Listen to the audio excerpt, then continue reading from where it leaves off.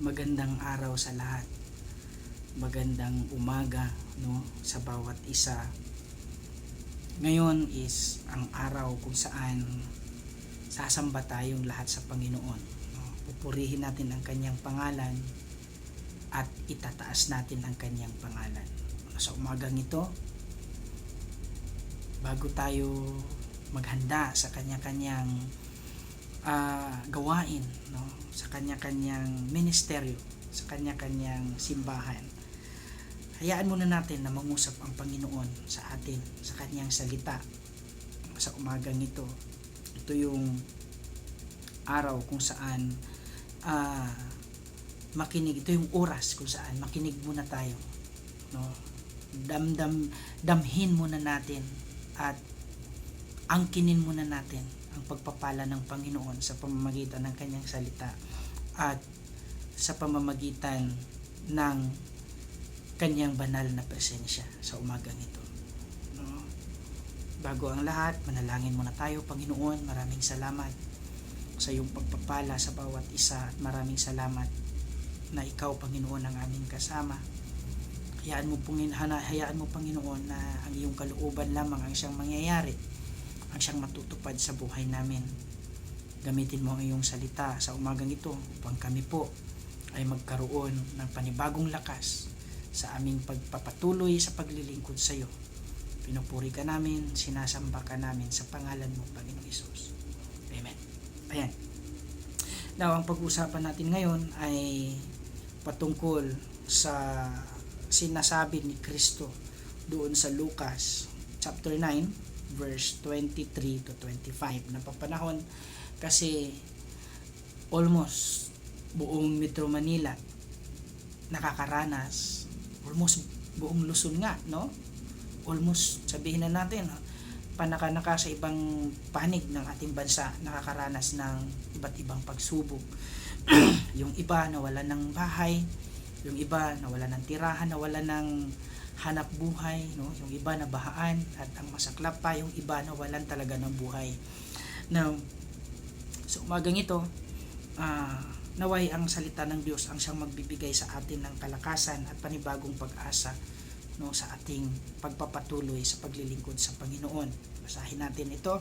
Sinasabi dito, at sinabi niya sa kanilang lahat, ang sinumang nagnanais sumunod sa akin ay kinakailangang itakwil niya ang kanyang sarili, pasanin araw-araw ang kanyang krus at sumunod sa akin. Ang naghahangad na magligtas ng kanyang buhay ay mawawalan nito, ngunit ang mawawalan ng kanyang buhay alang-alang sa akin ay magkakamit nito. And 25, ano nga ang mapapala ng tao, makamtan man niya ang buong daigdig, kung ang mapapahamak naman ay ang kanyang sarili. Sa ibang salin, ang kanyang kaluluwa. Now, ito yung pag-usapan natin. The cross that Jesus wants us to carry. Marami tayong preacher, marami tayong nagtuturo ng salita ng Diyos na ginagamit ito as formula, no, basis, no, kung paano sumunod kay Kristo.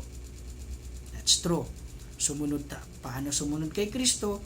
Itakwil ang kanyang sarili, pasanin ang kanyang krus araw-araw at sumunod sa kanya. Kadalasang content ng preaching, yun yung niluloob at nilalaman noon. Pero sa umagang ito, let me emphasize in other aspects kung ano ang bigat, kung ano ang klase ng cross na gusto ni Kristo na ipapasan sa atin araw-araw. Now, may narinig ako ibang preacher, sinasabi nila na meron din daw pong cross si Satan, no? Na sa araw-araw gusto niyang ihalili, gusto niyang ipalit natin, no, sa totoong cross na pinapasa ni Kristo sa atin. May cross daw si Satan, may cross si Satan na gusto niyang lukuhin tayo, na gustong lukuhin tayo, na yun yung gusto nating pasanin araw-araw, in which hindi pala yaon ang totoong cross na gustong ipapasa ni Kristo sa atin. Now, ano tong mga cross ni Satan. Ang cross ni Satan ay madali, magaan, komportable, walang pagtitiis, at walang pasakit. Now, sad to say, yun ang gusto nating buhay. Madali, magaan, komportable, walang pagtitiis, walang pasakit. Yun ang gusto ng lahat.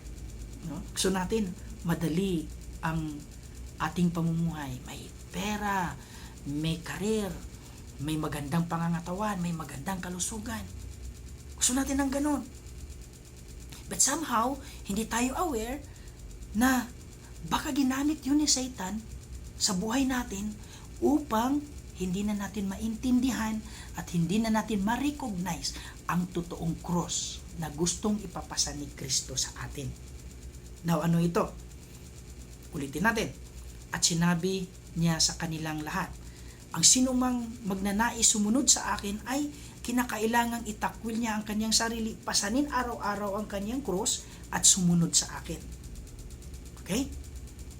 Ang cross na tinutukoy ni Jesus, number 1 is yung tinatawag na self-denial. To deny ourselves, to deny yourselves.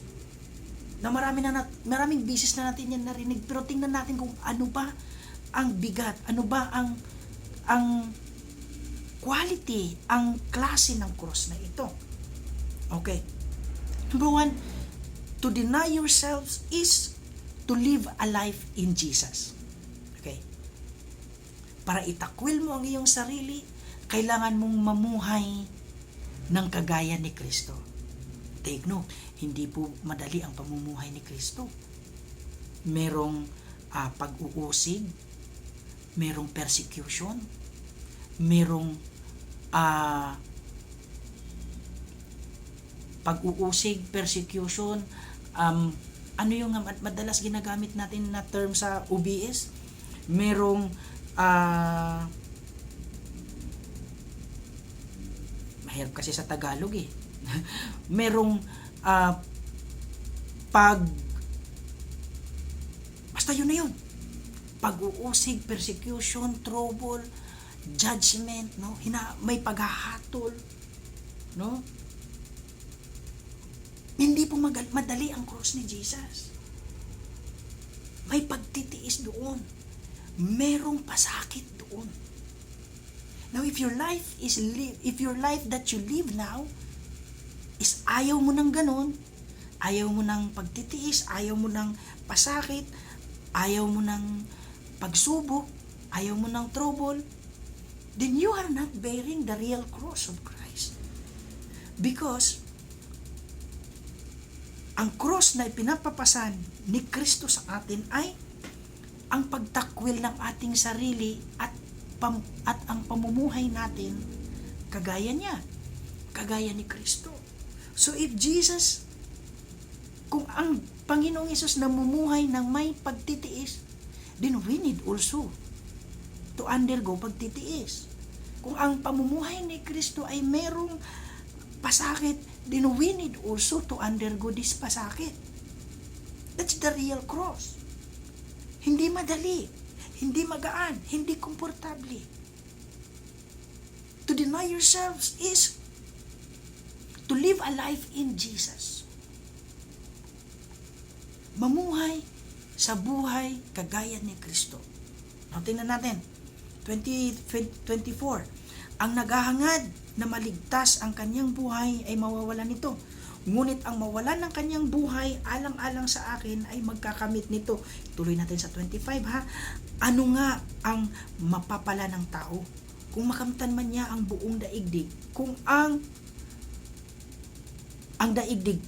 mapapahamak naman ay ang kanyang sarili. Now, tingnan natin sa 24b at 25. Sinasabi dito, ngunit, okay, ang naghahangad na maligtas ang kanyang buhay ay mawawalan nito. Ngunit ang mawalan ng kanyang buhay alang-alang sa akin ay magkakamit nito. Ano nga ang mapapala ng tao? Makamtan man niya ang buong daigdig kung ang mapapahamak naman ay ang kanyang sarili.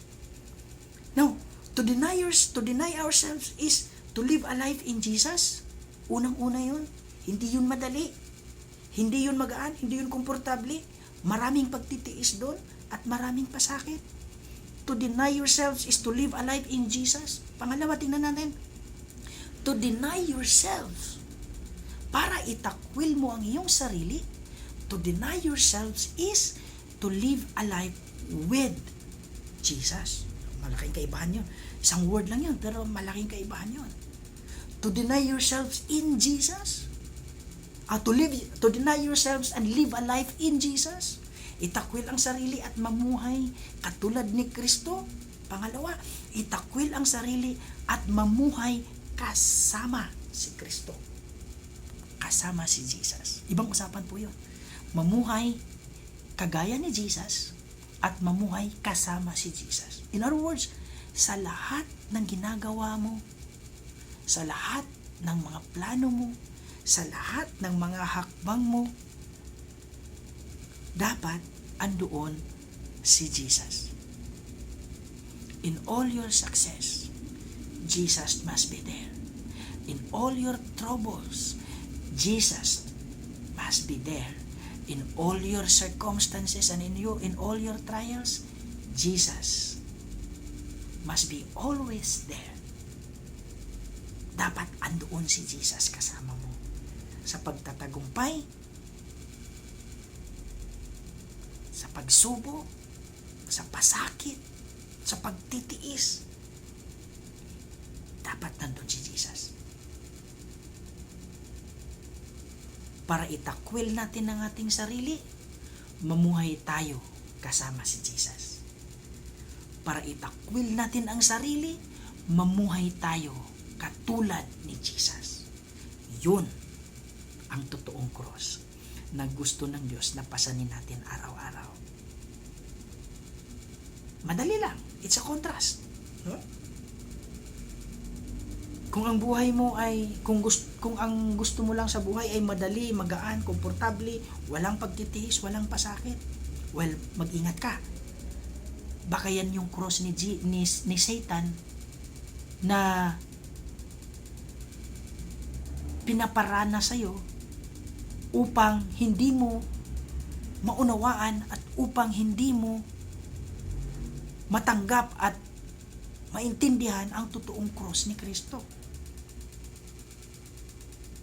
Masarap nga din naman ang buhay na madali.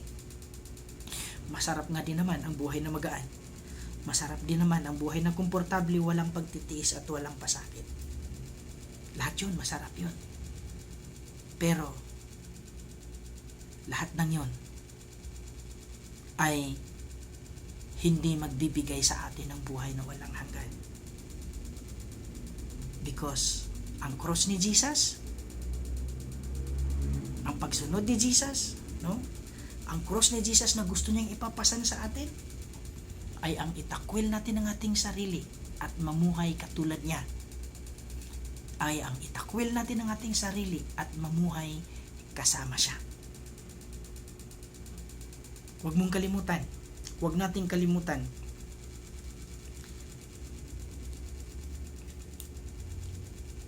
Ang cross na bumasag sa iyo ay siya ring parihong cross na bubuo sa iyo. Maybe you are broken because of the cross na pinapasan mo. Maybe you are broken because hindi po madali ang pagpasan ng cross ni Kristo. But take note, ang cross na bumasag sa iyo ay siya ring cross na bubuo sa iyo. Ang cross na hindi madali na pinapasan ni Jesus sa atin ay siya ring cross na magbibigay sa atin at magdadala sa atin sa katagumpayan patungo sa buhay na walang hanggan na pinapangako ni Kristo sa bawat isa sa atin. Kaya sa umagang ito mga kapatid, wala po akong ibang ipaalala sa bawat isa. Wala pong ibang pinapaalala ng salita ng Diyos sa bawat isa sa atin. Deny yourself and live a life in Jesus. Deny yourself and live a life with Jesus. That's the cross that Jesus wants you to carry every day. Manalangin tayo. Panginoon, maraming salamat sa iyong pagpapala sa bawat isa. Maraming salamat sa iyong maikling salita na nagpapaalala sa amin, sa aming pamumuhay Kristiyano at sa aming pagpapatuloy sa paglilingkod sa iyo. Pagpalain mo ang aking mga kapatid at hayaan mo nawa na ang cross na iyong gustong ipapasan sa amin ay amin po itong makayanan, amin po itong mapagtagumpayan ayon sa iyong lakas at ayon sa iyong grasya. Pagpalain mo ang bawat isa, ingatan mo nawa ang bawat isa sa aming pagsamba sa araw na ito. Naway ang iyong pangalan lamang ang maitaas, ang iyong pangalan lamang ang papurihan. Panginoon, thank you sa lahat ng bagay na ginawa mo sa bawat isa. Sinasamba ka namin, pinupuri ka namin sa iyong pangalan lamang, Panginoong Hesus. Amen. Good morning. God bless you.